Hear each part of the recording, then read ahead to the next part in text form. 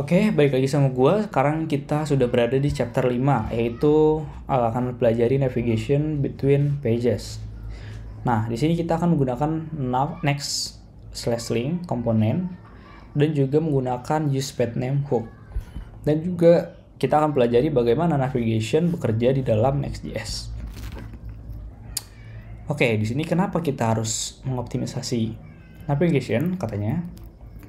Nah, kalau untuk defaultnya atau tradisional menggunakan link gitu ya, kita menggunakan tag A atau anchor di HTML element gitu.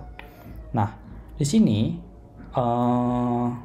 kalau kita misalnya melihat di bagian kalau kita menavigate between home and customer di browser, dia akan ada full page refresh gitu di setiap page navigation. Nah, ini katanya bakal bakal membuat performa web kita menjadi buruk gitu. Kalau kita cek di bagian networknya di sini, ini kita ada berada di dashboard.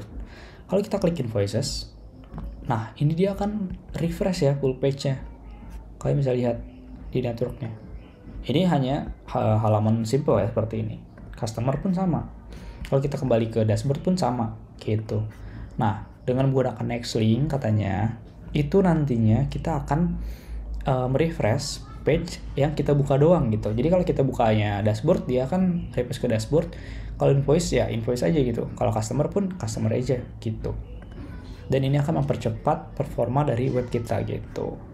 Nah, di sini kita bisa coba di bagian file navlinks di bagian UI dashboard. Di sini kita bisa close aja dulu. Kita close all, kita buka di app UI dashboard navlinks. Nah, jadi kita import link from next link. Nah, di sini kita bisa ganti menjadi linknya. Link. Ini pun sama link. Oke, kita save. Nah, sekarang kalau kita coba ya, kita kembali ke invoice misalnya. Ini kita clear dulu. Oke. Kita ada di invoice. Kalau kita ke customer tadi, sebelum kita menggunakan next link, itu nantinya akan muncul nih full page refresh di sini. Kalau kita sudah menggunakan next link, kita bisa lihat yang di refresh adalah halaman customer-nya aja gitu. Oke. Setelah itu kalau kita kembali ke invoice, dia juga akan invoice-nya aja, dan dashboard pun akan dashboard-nya aja. Dan ini kalau kalian lihat ya, ini kan tadi refresh ya. Nah, kalau ini dia jadi nggak refresh. Kita coba kembalikan ke anchor lagi. Oke, kalian bisa lihat di atas ini. Di atas ini, kalau kita klik invoices, ya dia akan refresh, customer dia akan refresh. Kalau kita menggunakan next link, dia nggak akan refresh. Bisa dilihat ya. Jadi ini performanya akan sangat jauh lebih baik. Kalian bisa cek juga di sini nanti ya di performance. Kalian bisa tes di sini. Kalian bisa tunggu. Oke, sambil kita tunggu kita bisa cek lagi untuk tutorialnya. Oke, kalian bisa baca-baca ya di sini. Link komponen. Oke, dia akan melakukan prefetch. Nah, sekarang kita membuat active links. Gini. Oke, ini agak lama ya. Nah, ini adalah aktif nih kalau misalnya kita di sini. Tapi kan ini kita stop aja dulu ya. Oke, tapi kan ini kan kalau kita nggak inspect ya. Nah, ini kan di hover kayak gini ya. Seharusnya di dashboard, kalau misalnya kita ada di halaman dashboard, berarti warna biru nih. Dia aktif artinya. Atau kalau kita di invoice seperti ini, dia harusnya warna biru juga invoice-nya. Jadi user akan lebih mudah mengetahui dia ada di page mana gitu, tanpa harus melihat URL-nya di sini gitu. Nah, caranya di sini kita bisa menggunakan use client dan use path name gitu. Jadi oke, kita bisa cek di bagian uplink sini, kita menambahkan use client ya.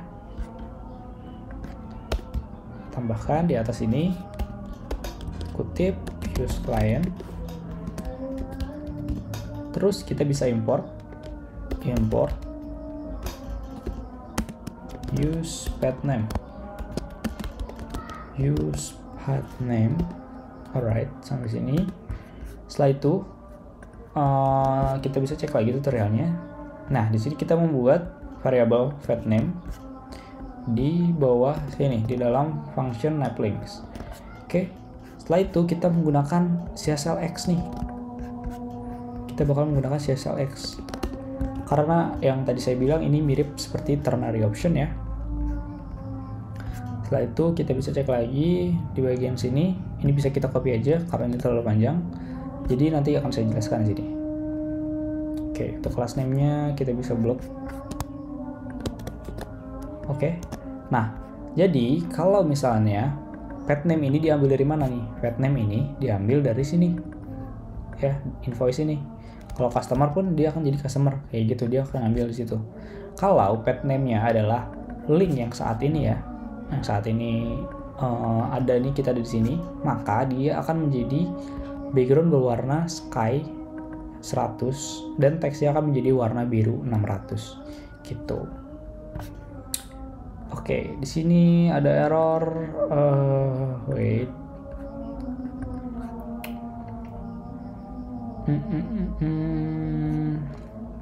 Use client.